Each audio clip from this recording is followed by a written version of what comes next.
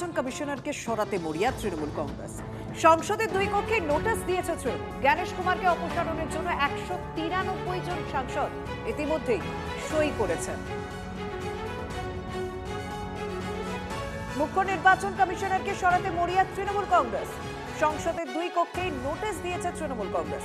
জ্ঞানেশ কুমারকে অপসারণের জন্য 193 জন সাংসদ সই করেছেন ইতিমধ্যেই জানা যাচ্ছে।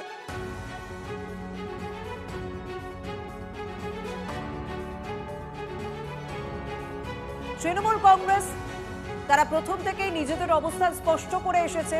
জ্ঞানেশ কুমারের ভূমিকা নিয়ে তারা বারবার প্রশ্ন তুলে এসেছে এবং তৃণমূল কংগ্রেস প্রথম থেকেই বলেছিল যে তারা জ্ঞানেশ কুমার বিরুদ্ধে অপসারণের জন্য তারা প্রস্তাব আনবেন।